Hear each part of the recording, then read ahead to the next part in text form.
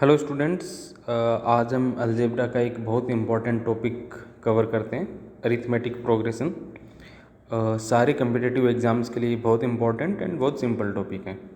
तो अगर मैं कैट का ही बात करूँगा तो कैट में अरिथमेटिक से ऑलमोस्ट एवरी ईयर एक क्वेश्चन आ ही रहा है, तो ये काफ़ी इम्पोर्टेंट एंड सिंपल टॉपिक है। तो अरिथमेटिक प्रोग्रेशन में क्या क्या चीज़ें आपको कवर करना है, सबसे पहले अगर हम उस पर देखते हैं तो सबसे पहले पॉइंट नंबर 1 है, ये टॉपिक फर्स्ट है, वो हम लोग देखेंगे अरिथमेटिक प्रोग्रेशन का डेफिनेशन। डेफिनेशन इम्पॉर्टेंट है, डेफिनेशन समझोगे तो आप एपी समझोगे, एपी से फिर आप इक्वेशन बनाना सीखोगे। एक बार हम लोग डेफिनेशन समझ जाएंगे तो अगर डेफिनेशन से हम लोग ये फाइंड आउट करेंगे कि अगर 3 नंबर्स अगर एपी में है तो इनका आपस में क्या रिलेशन होगा।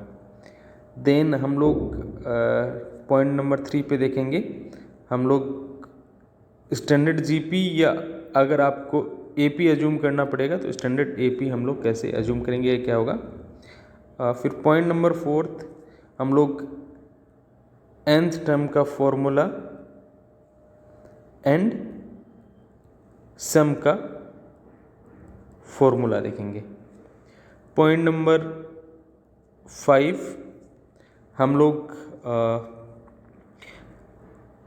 Number of common terms in 2AP वो देखेंगे।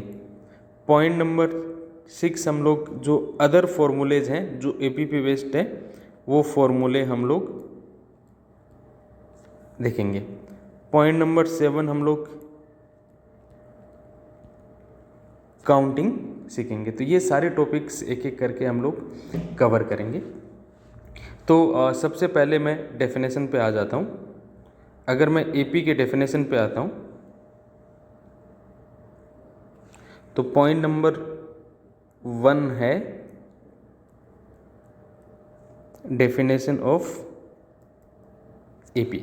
तो एपी के हम 2 डेफिनेशन देखते हैं, ठीक है।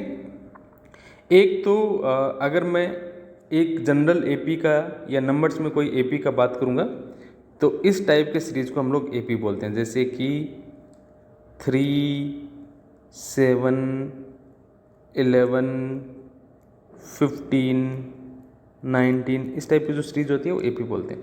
अगर आप इस सीरीज को देखोगे तो फर्स्ट 2 टर्म का डिफरेंस है वो कितना है, 4 है। नेक्स्ट 2 टर्म्स का डिफरेंस भी कितना है, 4 है। देन नेक्स्ट अगेन 2 टर्म्स का डिफरेंस कितना, 4 है। तो एपी का एक डेफिनेशन तो ये हुआ कि ऐसा सीरीज जिसके कॉन्जुगेटिव टर्म्स का डिफरेंस है वो हमेशा सेम रहता है, ठीक है। अब यहाँ से हम लोगों को एक कंसेप्ट डेवलप होता है, हम उस कंसेप्ट का बात करते हैं। तो कंसेप्ट 1 मैं उसको नाम दे देता हूँ। उस कंसेप्ट के क्या है कि अगर कोई आपसे बोल रहा है इफ़ ए बी सी अगर ए पी में है तो इनमें आपस में क्या रिलेशन होगा। तो हम लोगों को यहाँ पे क्या करना है, जैसे A B C A P पे है, ए पी का क्या डेफिनेशन होता है, ऐसा सीरीज जिसके कॉन्जुगेटिव टर्म्स का डिफरेंस सेम रहे तो हम डिफरेंस सेम करते हैं। तो जैसे ए और बी का जो डिफरेंस है वो कितना हो जाएगा, बी माइनस ए। बी और सी का डिफरेंस है वो कितना हो जाएगा, सी माइनस बी हो जाएगा। माइनस बी उधर शिफ्ट करेगा तो ये आपका बन जाएगा 2b, और माइनस ए राइट हैंड साइड शिफ्ट करेगा तो ये बन जाएगा a प्लस सी। तो b का वैल्यू कितना हो जाएगा, a plus C divide by 2 हो जाएगा। तो ये फर्स्ट डेफिनेशन है। जब भी आपको 3 टर्म्स दे दे, 4 टर्म्स दे दे और उनमें पूछे कि इनमें क्या रिलेशन होगा या x का वैल्यू आपसे पूछे तो आप ये वाला प्रॉपर्टी लगा सकते हो कि AP के कॉन्जुगेटिव टर्म्स का डिफरेंस है वो सेम रहता है। अगर इसको हम लोग एग्जाम्पल से समझने का ट्राई करेंगे तो मान लो ऐसा आपको दे देगा, इफ़ 3x 5 माइनस एक्स अगर AP में है, आर इन AP, तो आपको बोलेगा फाइंड x। तो आपको क्या करना है, कुछ नहीं करना है, 3 एंड x का डिफरेंस निकालना है, x एंड 5 माइनस एक्स का डिफरेंस निकालना है एंड डिफरेंस आपस में इक्वल कर देना है। ऑटोमेटिक x में इक्वेशन बनेगा, x का वैल्यू आ जाएगा। अब हम AP के सेकंड डेफिनेशन पे आते हैं, डेफिनेशन 2। तो अगेन मैं वापस वो AP लिख दे रहा हूँ। तो वो AP था 3, 7, 11, 15, 19, इस टाइप की सीरीज को AP बोलते हैं। अब देखो 3 से 7 पे जाने के लिए हम लोगों को क्या करना पड़ा, +4 करना पड़ेगा। 7 से 11 जाने के लिए अगेन मेरे को +4 करना पड़ा। 11 से 15 पे अगेन मेरे को +4 करना पड़ा। 15 से 19 अगेन मेरे को +4 करना पड़ा। तो हर एक नेक्स्ट टर्म पे जाने के लिए प्रीवियस टर्म में हम लोगों को एक कांस्टेंट ऐड करना पड़ रहा है, जो कांस्टेंट यहाँ पे है वो क्या है, 4 के इक्वल है। तो इसका सेकंड डेफिनेशन ऐसे बोल सकते हैं, ऐसा सीरीज जिसका हर एक नेक्स्ट टर्म प्रीवियस टर्म में सेम कांस्टेंट ऐड करने से आता हो, उसको भी हम लोग क्या बोलते हैं, AP बोलते हैं। अब ये जो डेफिनेशन है ना, ये हम लोगों को जनरल AP लिखने में हेल्प करता है। कैसे हेल्प करता है, तो इतना आप सब लोग जानते हो, AP GP इन सारी सीरीज में हम लोग फर्स्ट टर्म को हम लोग क्या मानते हैं, स्टैंडर्ड है वो A मानते हैं। तो सीरीज का फर्स्ट टर्म क्या होगा, A होगा, ठीक है। फिर फर्स्ट से सेकंड पे जाने के लिए एक कांस्टेंट ऐड करना पड़ेगा।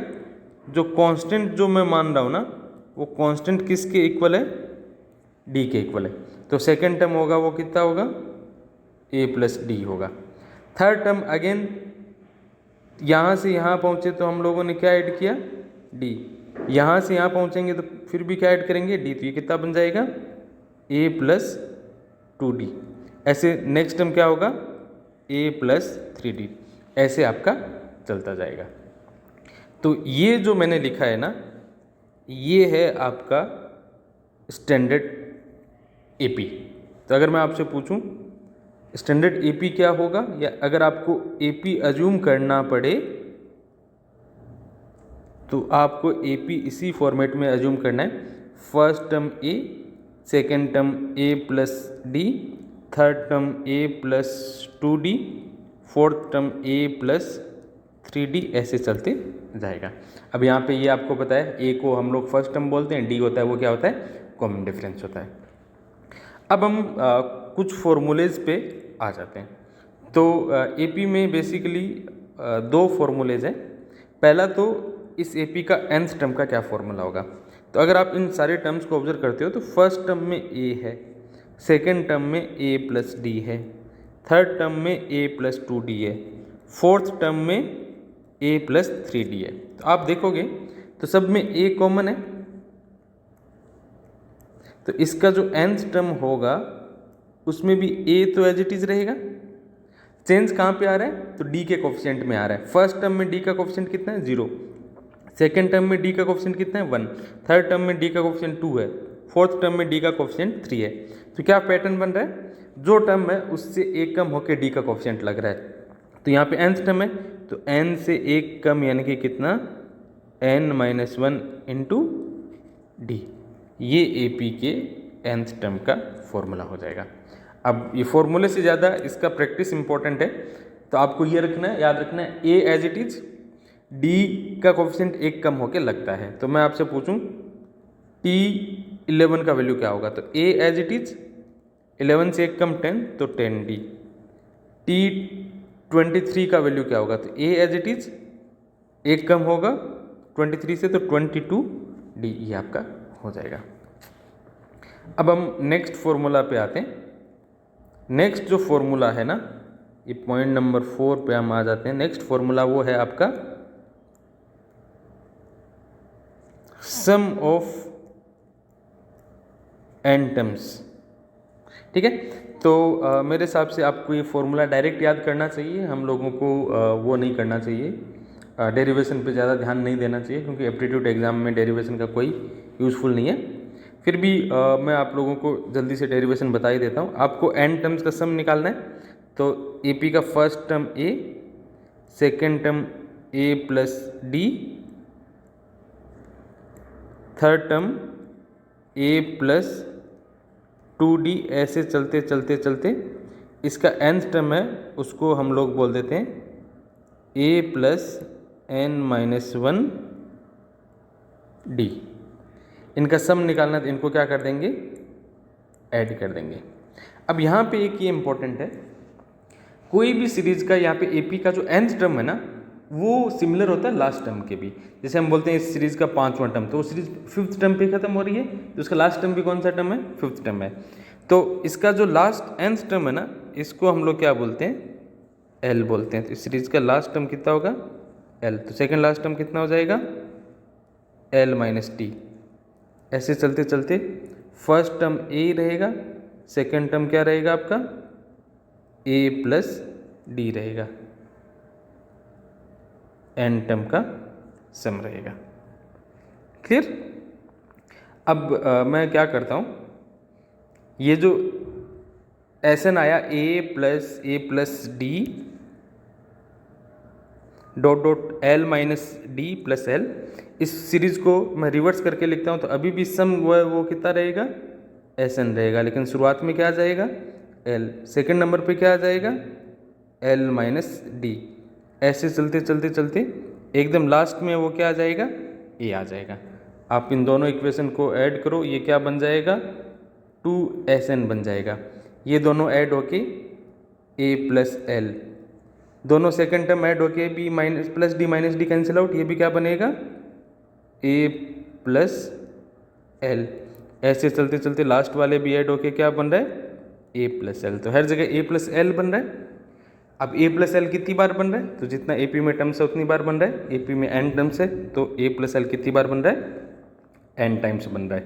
तो ये आपका बन जाएगा 2Sn equal to n into A plus L। तो यहाँ से Sn का फॉर्मूला आ जाएगा n/2